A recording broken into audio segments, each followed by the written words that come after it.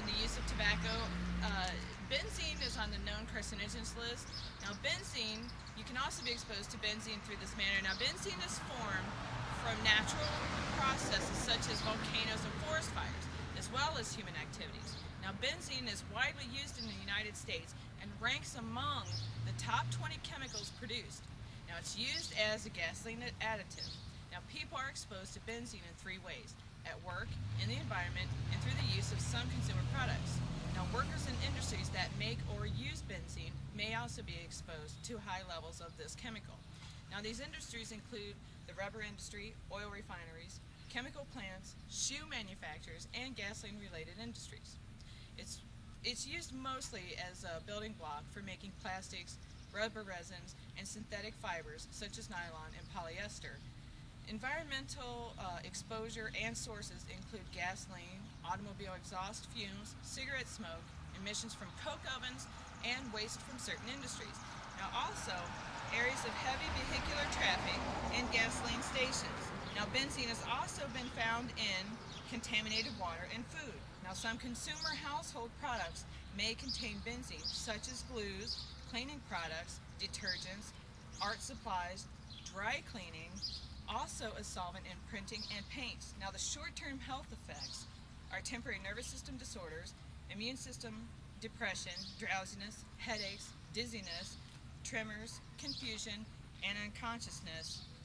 Now the long-term health effects are anemia, decreased ability of blood to transport oxygen, and or internal bleeding. Now some evidence shows it may even be harmful to the reproductive organs and of course cancer.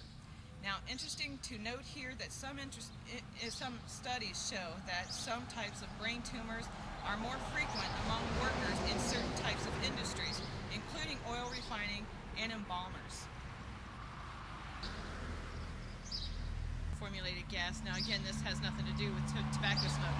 However, you need to be informed of all the toxins that you come in contact with every day, and everyone is under the idea that you're going to be exposed and get cancer from cigarettes, but no, this is not true. There's several things that you come in contact with on a daily basis, you and your children, and I think you should be informed.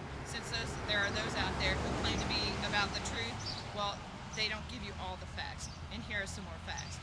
Now, the higher oxygen content of oxygenated gasoline compared to the conventional gas is intended to lead to a more complete combustion of the gasoline, and therefore to reduce tailpipe emissions of CO or carbon monoxide.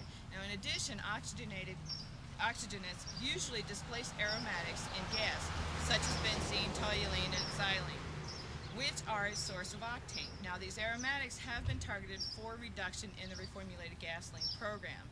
Now, reformulated gasoline is intended to reduce motor vehicle emissions by hydrocarbons, which lead to higher ozone or smog levels during the summer months and air toxics year-round.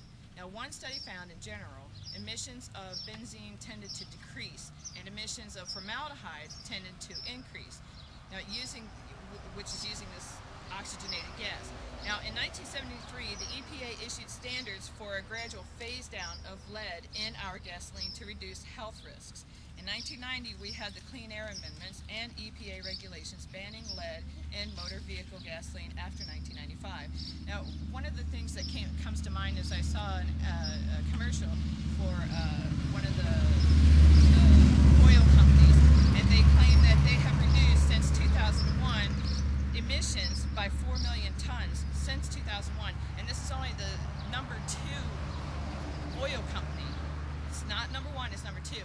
Now, if they can reduce it by 4 million tons just since 2001, and this is about a year or two ago, think of how many tons, millions of tons, are being exposed into the atmosphere that you breathe in and your children breathe in every day. Just something to think about.